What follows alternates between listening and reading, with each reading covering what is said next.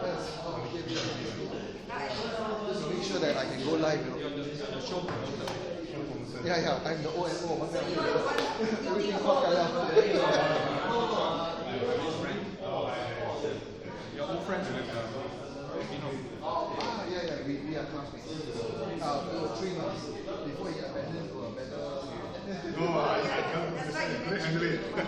He's a computer science guy. No more. A-levels. Computer science A-levels. So I went to visit. The computer science A-levels is really dropped in stature. It's no longer offered anymore. They try to drive it.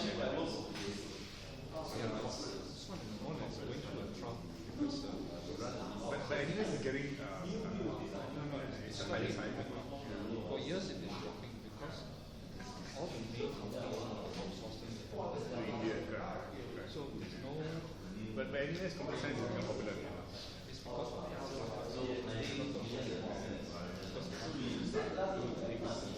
TecHour, Facebook. We are live. Yeah, we are live, but we 5 more minutes. Yes. So you can watch it every week. Yeah, we can watch it. on your A's, Sorry? on your A's. No, this is computer study. So I'm actually doing it partly for computer study, partly for stream, partly for session.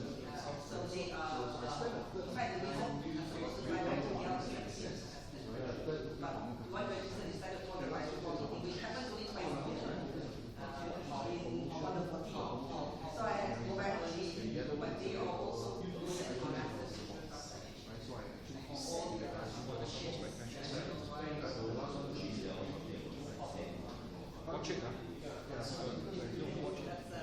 Better you will more so you wanted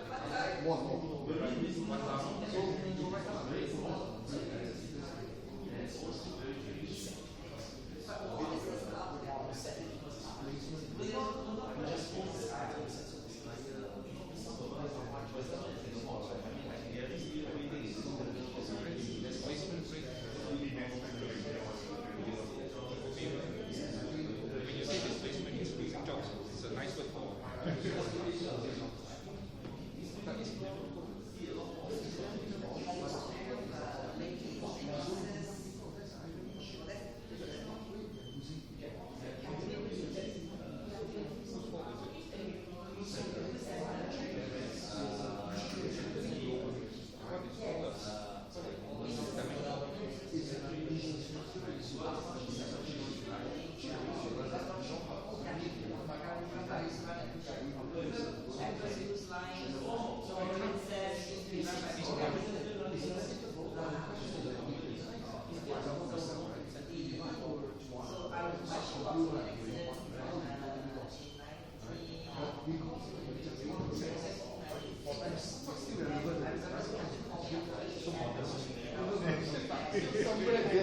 somewhat relevant.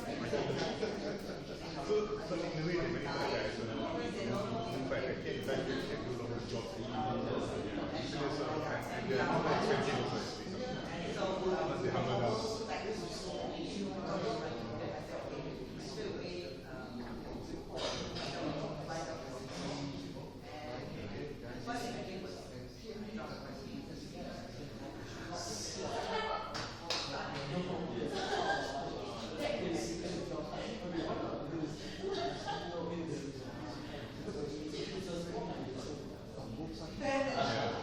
Themselves available to skill set development, go attend an IT course,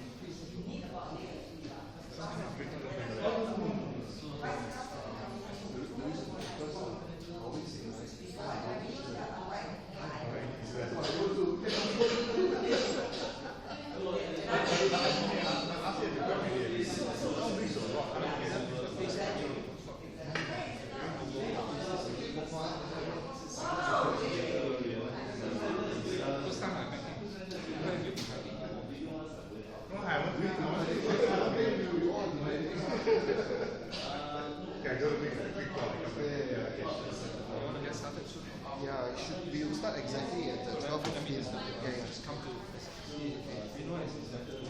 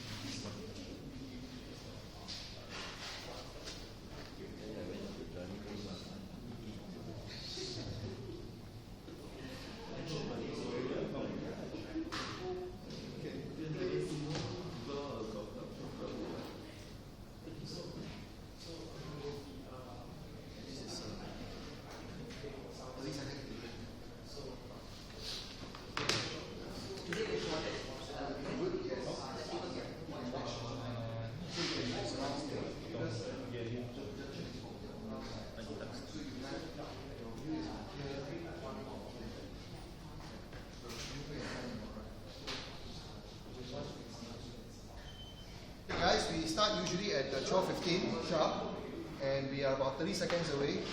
So my session is already live, right? So I will start in just about 30 seconds time.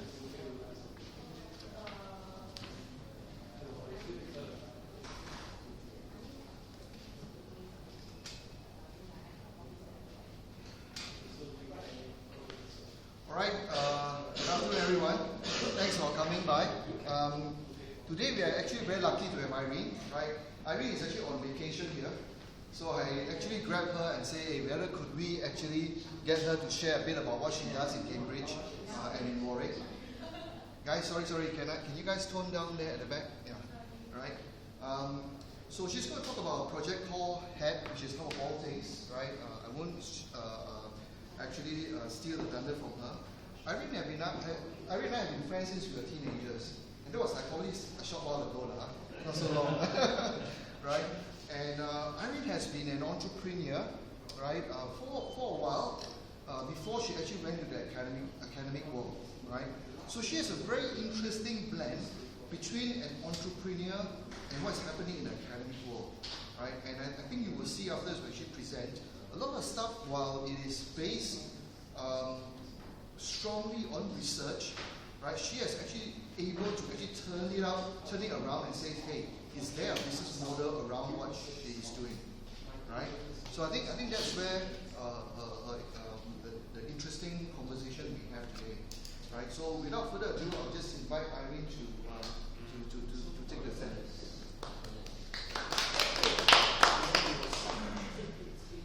Okay, thank you, John, for inviting me here today. I'm always happy to be back in Singapore. I love the weather, love the food. Seeing all my classmates having white hair makes me a little bit worried. But I'm hoping that it's not contagious. And my white hair doesn't come anytime soon, but I think it's going to come very soon. I'm going to talk to you about the hat, which is howofallthings.com, but I'm going to give it a little bit of a scene setting. And the situation is as this. How many of you have more than 50 user accounts on internet services? How many of you still put your passwords on a Microsoft Word document? How many? What have you actually put in the Google Docs document? How many of you have problem with password remembering? Yeah. So here's the problem here is it's going to get worse. This is before your TV gets connected, your shirt gets connected, your trousers get connected, your carpet gets connected, your house gets connected. How many internet accounts are you going to be living with? Lots. You might not care because you say it's alright, but there's a whole bunch of people who care. Interpol, Europol, cybercrime, cybersecurity. The degrees of vulnerability with so many of our personal data in internet accounts is exploding.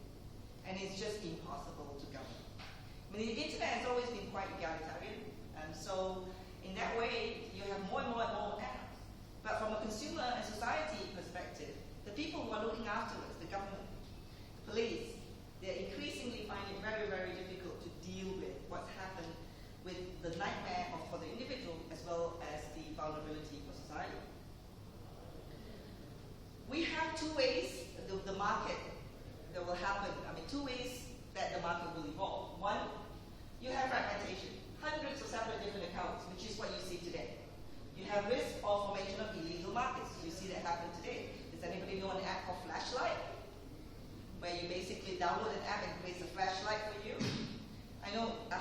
internet now, but before they had it, there was this app.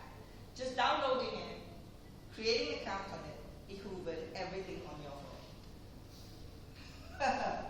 Yeah, they hoover everything. So I'm going to do a demonstration. Chuck, can you come here? It's just an old friend, so he won't mind me doing this, okay? This is what's happening. It's like me saying to you, hi, I'm going to shake your hand now. Hello! That's exactly what flashlight does. It's a violation. Some of you don't even know it. You don't even know it because they just hoovered everything and continue to hoover everything. You wouldn't let someone shake your hand and physically do that to you. Would you let someone have to do that to you? But in a digital economy, you can't be always watchful. It creates fear. It creates not just risk, it creates fear.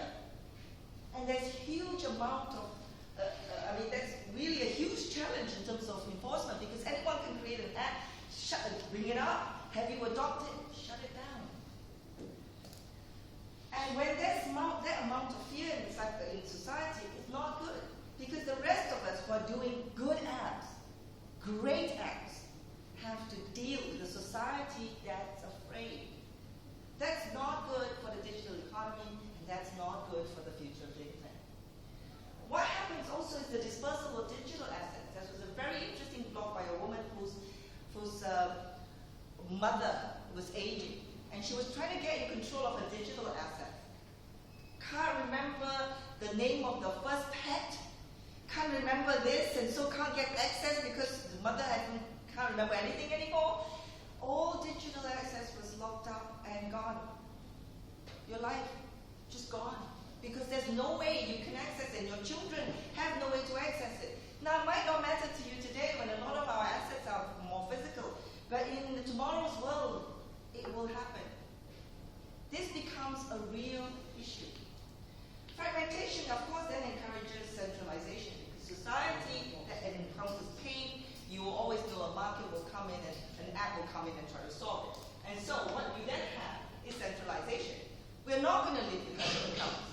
That's true, we won't. You just have to live with one. And it's Google. Or it's going to be one, it's Amazon. It's going to be GAFA. It's Google, Amazon, Facebook, or Apple. That will happen too. Because people who don't want pain would just want convenience. That creates monopolistic power for a firm acting as the custodian of your data. And that also creates a loss of privacy and confidentiality because some of these businesses are honest but curious. Apple claims to be honest, not curious. They make money from selling you a phone. They don't make money from data. But some others are honest but curious, means they will sort of poke around your data and try to find out a little bit more about you and monetize that data. And so when you look at a societal and economic challenges, what's going to happen? So now I'm going to give you a different kind of solution by calling it a hat, which we call a hub of all things. What if I gave every one of you a little micro-cloud server? What if we gave you a little data account? What if you walked into DBS today and say, I want to open a current account, savings account, or a data account? What does that mean? What if you open a data account, and by opening a data account, you can sign into internet services with not Facebook, not Google, but with your data account? And what if your data account is yours, owned by you, kept by you, and serviced by you? That is essentially what the hat is. It's your data account. It's your data container. It's your micro-cloud service. It takes data from different sources. It could do all kinds of cute tricks if you wanted to, flatten, transform, bundle, and it can share it with applications. So long and short of it, that's the hat. The security design of the hat is kind of important, which I will tell you a little bit about, because there is a reason why we had to design a private data account in a very special way. The reason for that is because of ownership. Do you know that you can't own data? How many people know that? Do you think you can own it? No, you can't. When data is moving all because it's mixed with public data, mixed with private data, mixed with corporate data, and many court cases have come out with the idea that the idea of ownership is too nebulous. It won't happen. And when you can't own data, this becomes a problem because the only thing you can talk about is just access rights. Well, some of us feel this is wrong. We feel that there must be a way to own our own data. Why do I feel that? I feel this very strongly because property laws are 250 years old, coming from 1790.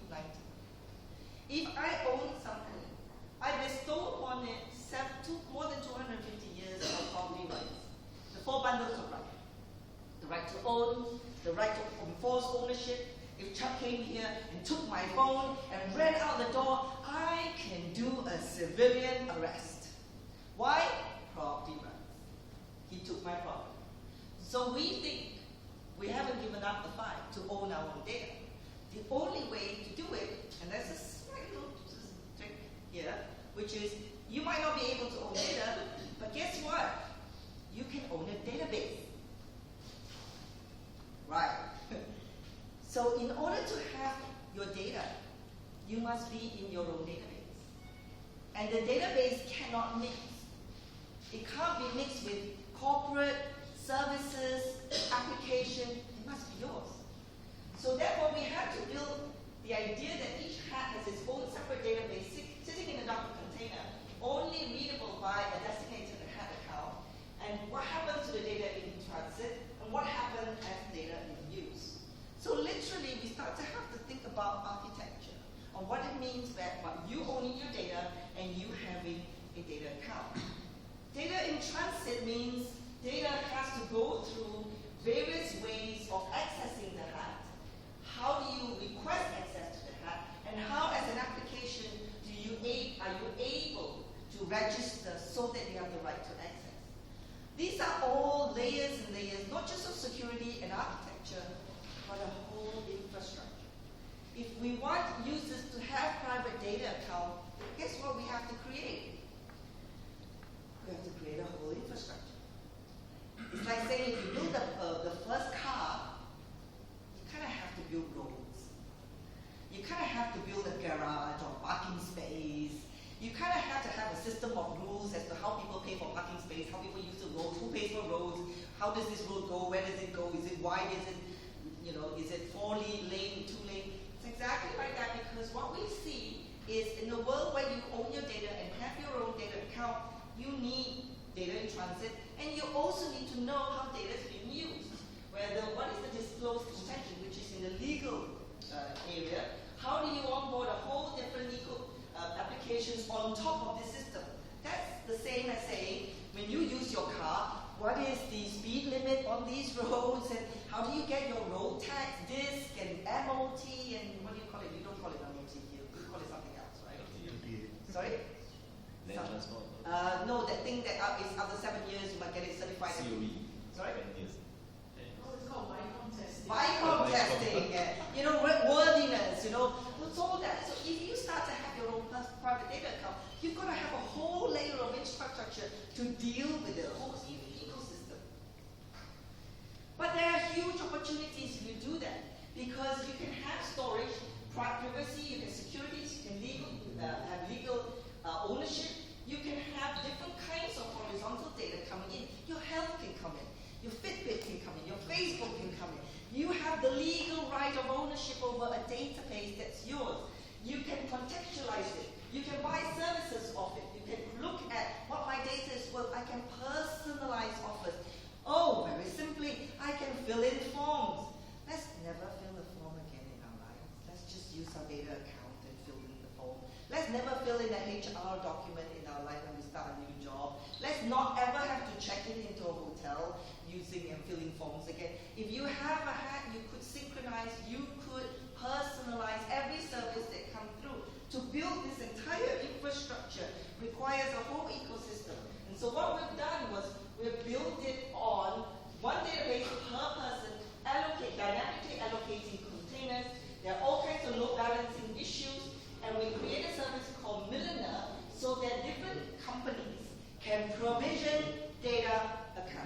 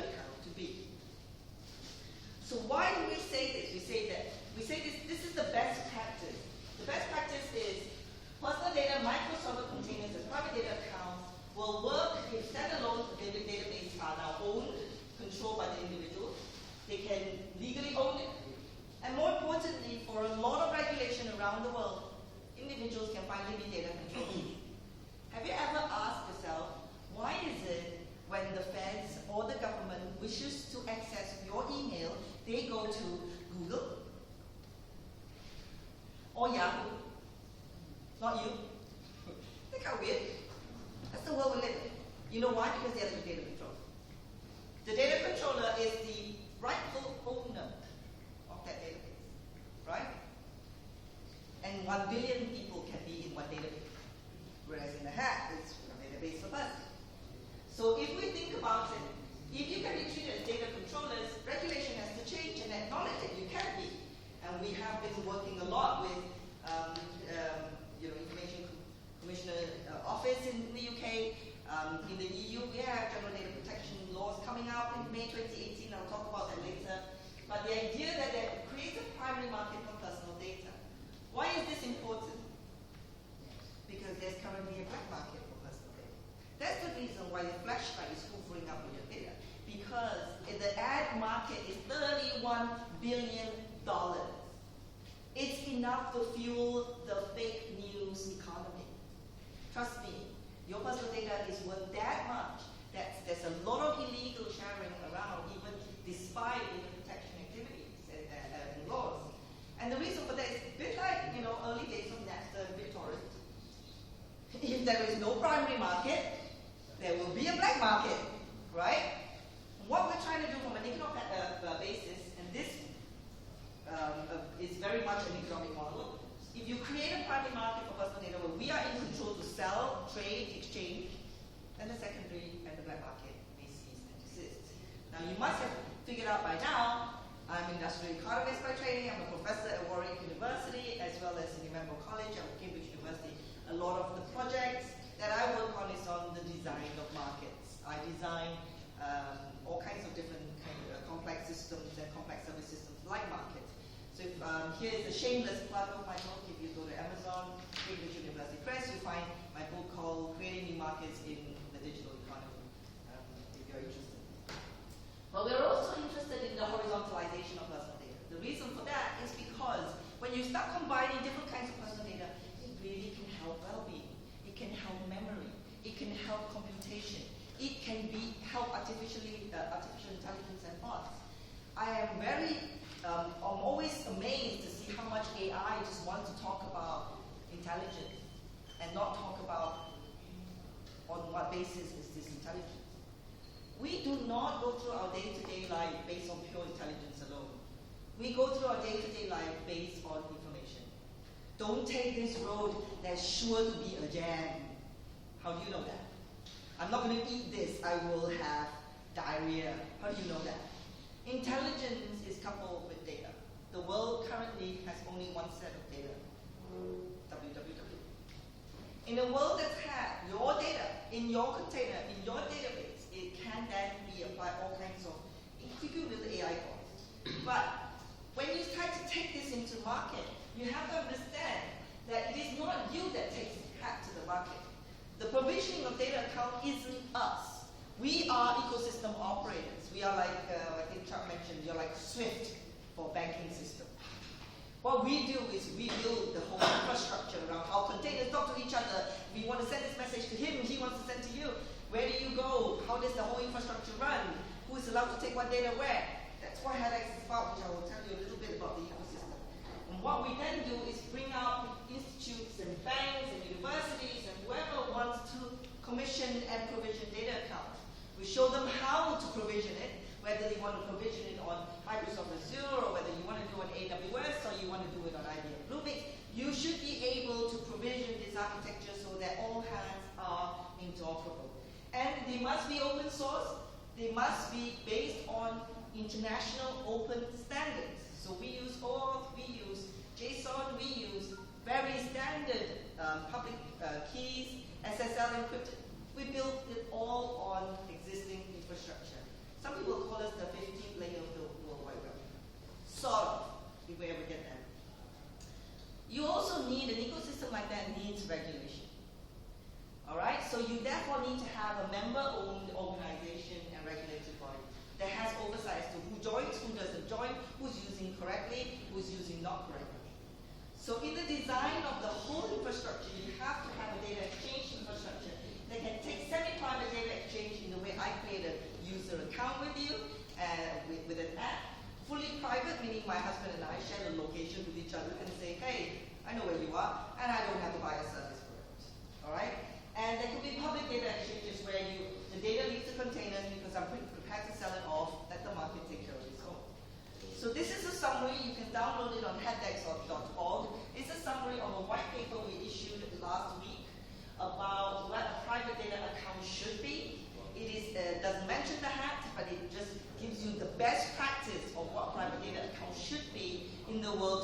more ID is needed.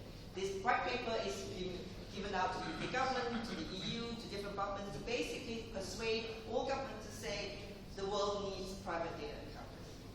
Okay? Sort this out. We have an ecosystem model in terms of our revenue streams. As a startup, HatX, as a company that runs it, doesn't make any, reaches a point of number of hats where it starts to go down because the number of hats in the ecosystem, even though it goes up, is not provisioned by HatX anymore. We start provisioning, we probably calculate that we will provision up to about 400,000 hats.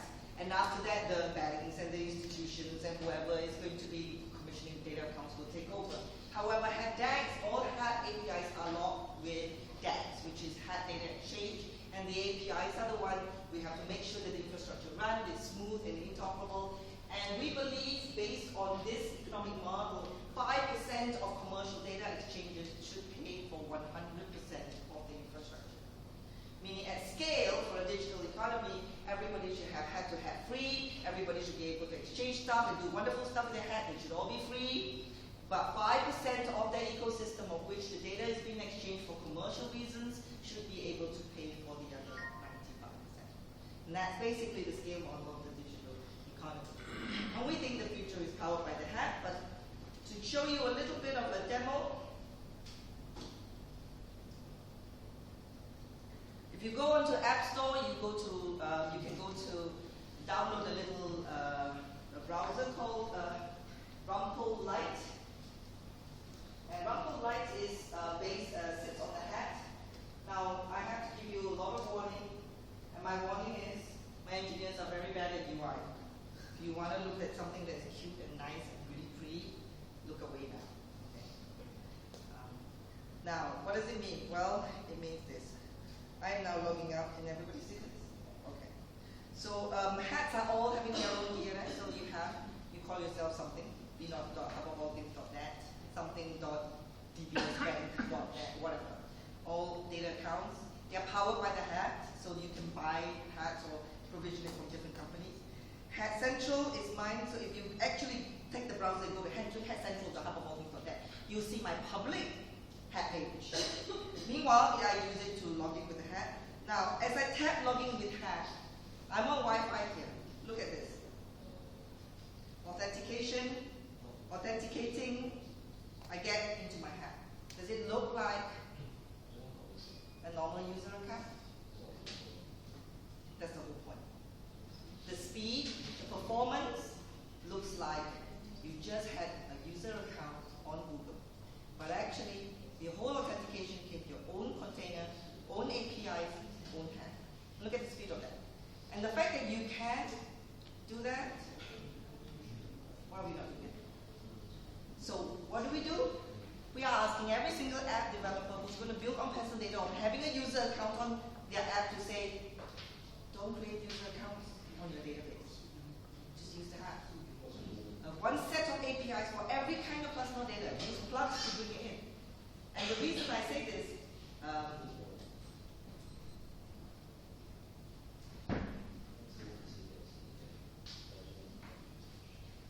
for some reason when I do the slides, this didn't come out. Right? Why didn't it come out? It has this. Anyway, I'm going to show you. So based on this, what we're trying to do is that in the usual cloud deployment that you see, obviously, in the usual cloud deployment, where your personal data sits in a database of storage,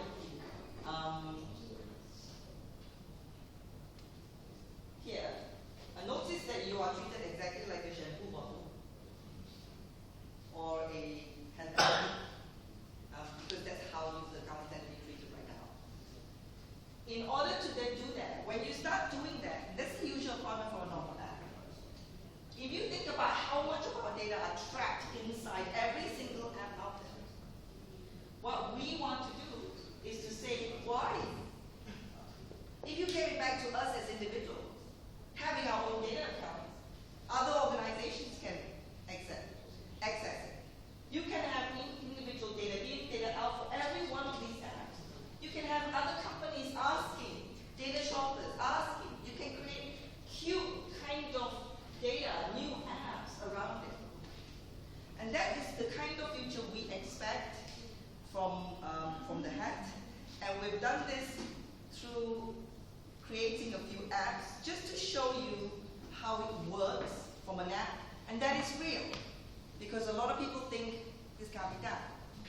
one can scale one container, one database with the kind of speed seamlessly as we've done. We did. But there are other things we could do. For example, when I access my hat, I access my notes. I can, for example, from my hat, create, this is a simple service that we showed you, from a note to say, I am at TecHour in Singapore, talking hat. Now, it's a private note, I can write a little thing. If I can make it shared, I can share it, say, made for 7 days. I can share it on Facebook. I click share, it says share now. It goes, and I'm now facing a group talking hat, right? Did it work? Well, let's go to Facebook.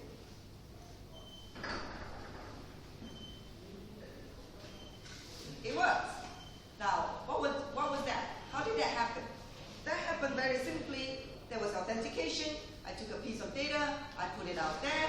It was out to there to be shown, but I was in control. In about 7 days or 1 day, it deletes itself from there, but I still keep it. It's part of my memory. It's still part of my data. And this is the world that we want to see. That when we're in control of our episodes, our memories, our words, our numbers, we are in a position to create better and better services for the future of society. And essentially, that's basically what we've done. And so there will be more and more data services, mainly data services to do with location, where I was, when I was, maybe data services in terms of the social data, the kind of data that I have on Twitter and on Facebook. And these are all just pulling my data from different services. Chat, of course, head-to-head coming soon. This is the power of a containerized database with services owned by you as the data controller. It gives the ability for you to start being able to do things with apps of which you are in control and you are owning that data. We think in that future, this is kind of pretty awesome. Thank you very much.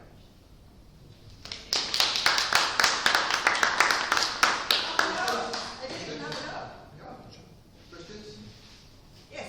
So my name is Lux. I'm from A-Star. I actually do some kind of research in this area. I'm data analytics. See, I have a series of questions. My first question is, how do you define personal data? Because right now, a lot of data is interaction data. I mean, if I take a picture of myself, it's personal data. If I take a picture of you, is it my data? If I'm talking to you, whom does the data belong to? If I visit a website, whom does the data belong to? So a lot of data right now is actually metadata that you actually, and a lot of data is not collected using just your phone or your PC. It's collected by this camera here, which is owned by this building, and I have no access to it. How do you define personal data? What is personal data? Google knows. I don't answer questions like this. The Information Commissioner's Office answers questions like this. So my cop-out answer is, they tell me what it is, that's what we access. In May 2018, Europe is going to be unleashing one of the biggest amount of, I call it, gold into the world. Why? Because under the General Data Protection Regulation, every country in Europe has to give back personal data, as defined this way, to every individual and give them all 7 rights of access. When they do that, you know what's going to happen to an app economy that builds itself on that? The fact that no other country does it yet, no other parts of the world, US hasn't done it, Singapore and Asia hasn't done it, but Europe leads in May 2018. Trust me, we've had colleagues that help a lot in couching that regulation and getting that regulation into the market, into policy, is to say that by May 2018, every individual now has the right to pull back. You can build a lot of different apps for that. You're right. What are they? It's not for us to say. It's for every individual organization in the EU to decide how am I going to comply with General Data Protection Regulation 2018 and what is personal data in my organization which I have to give back as requests by individual. So my cop-out answer is, don't know, don't care, and whatever we'll take, we'll take. Yes. question is actually couched in two words: personal fraud. But before that, it's a very noble cause you're doing. You've talked about social, legal, technical issues with personal data stores. How do you prevent personal fraud? We're talking about data protection. If I create my data, own it, manage it, control it, how do you prevent me from frauding other companies with fraudulent data? Of course, tons of it right now. You know what we do? We put this Fitbit on the dog. Gets my insurance down. You know, I put my Fitbit on the dog and he runs around. My insurance thinks that I walk a lot.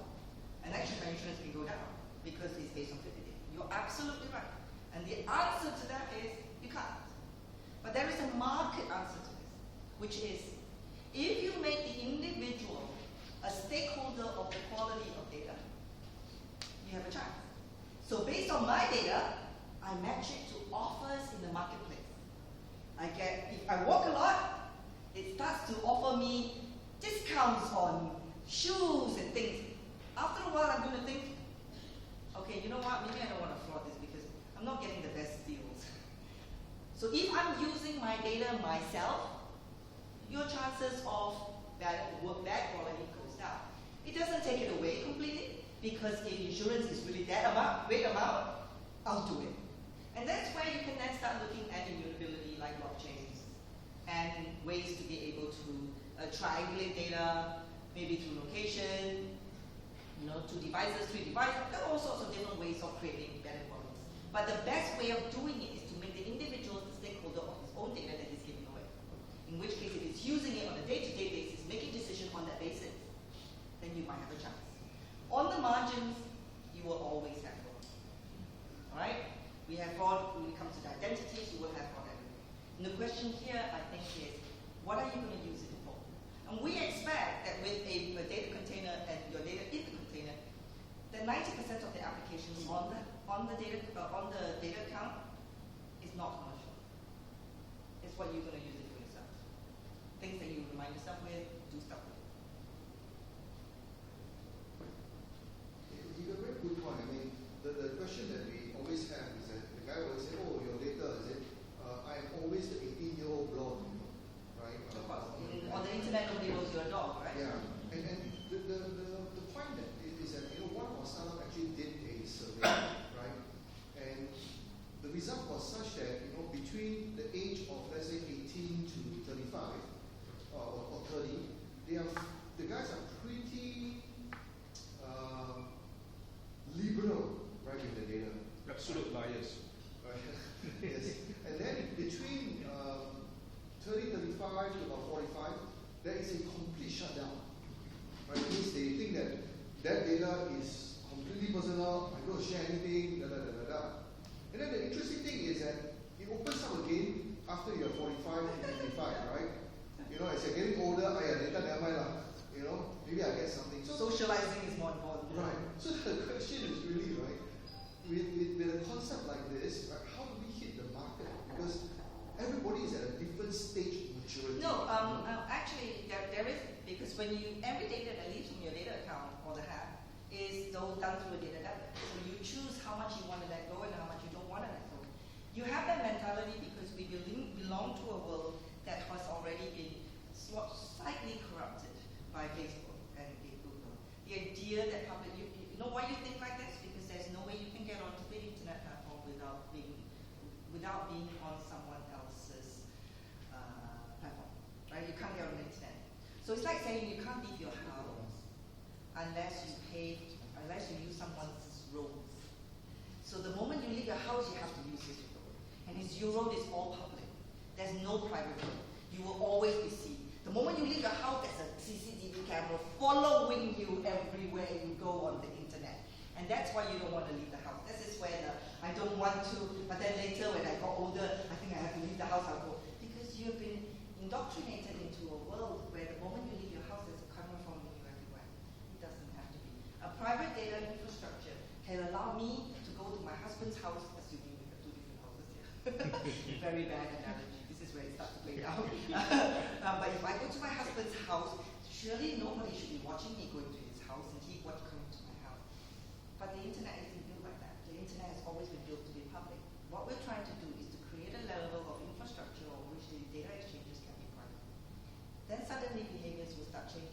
I will only do it on this infrastructure, but not over there. Until you suddenly feel that there is a place to be private on the internet, you will always do that. You will always start thinking like that. So sometimes it's a mindset shift that there are private spaces, and that's what we're trying to do. So other reasons, for example, is like this. For example, if you wanted to, so this is just a UI, what we're trying to explain to you in terms of database. For example, if you go to database, this is something that we're building using machine learning people and analytics, as you say. You can basically go to database and say it's health and data. Well, you can buy some database, but then you bring the database in, and it just analyzes all the words that you have. Maybe it'll tell you, for example, based on all the things that you posted up, all the words you used, the diary notes, the messages. It will tell you that last week you were up 50%, worried 21, 3%, 15%.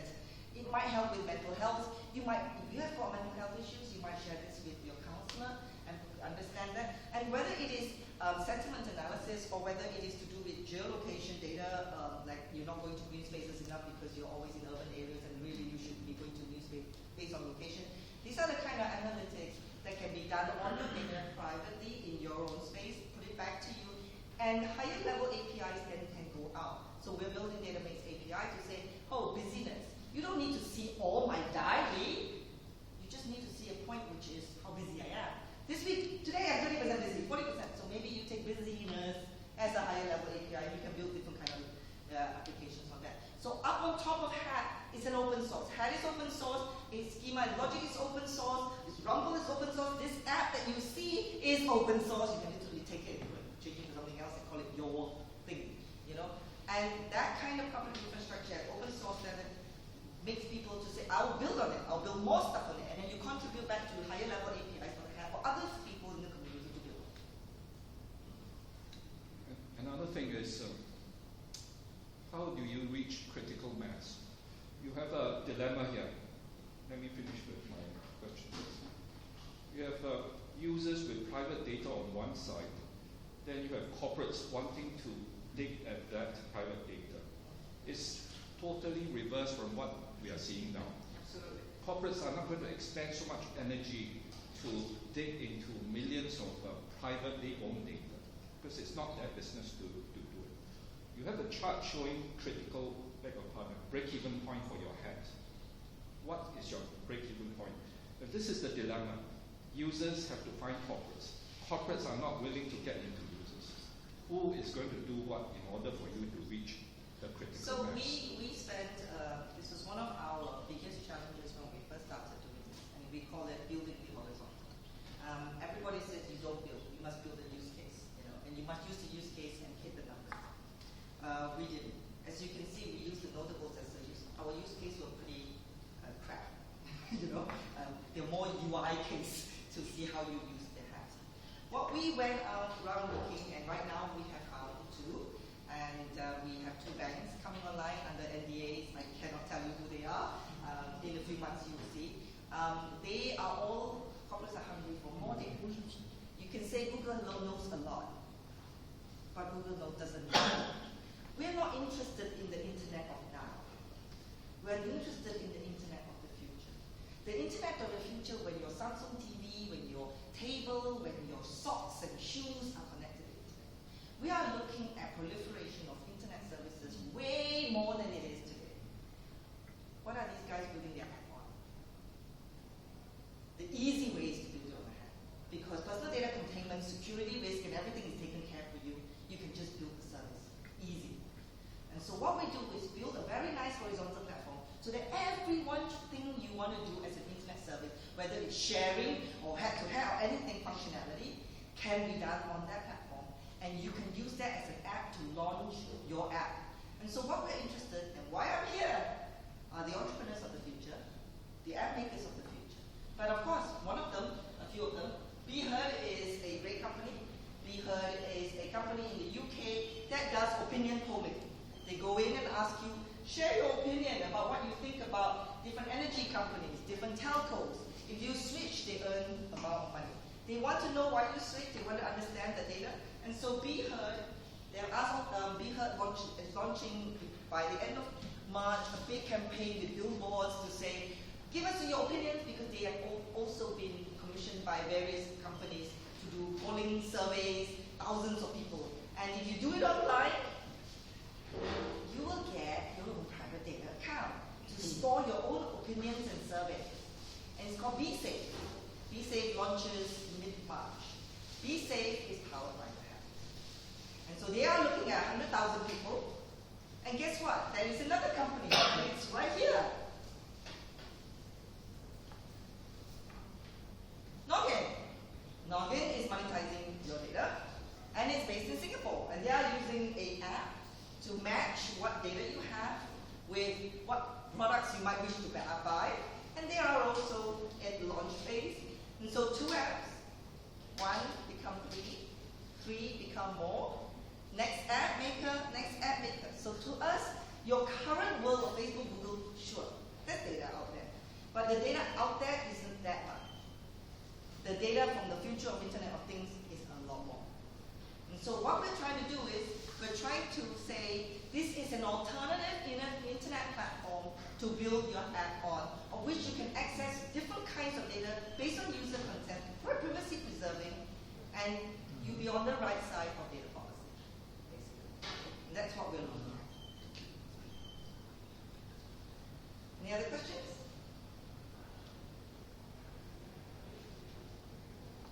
Not just in time. Pizza is here. Oh, fantastic. All schools will be around, right? So if you guys have any question for her or for any one of us. Also, I have to say, HEDx, Head Data Exchange President. HEDx, Head Data Exchange, building of the startup, is in a second round funding, raising £800,000. We close at the end of March. We have some interesting investors. Ryan Sheikh, who is the first investor of DeepMind, is joining our investor board. We still have, I think, about 1/3 left for subscription. So if there's any interest, let me know. Oh, minimum £50,000.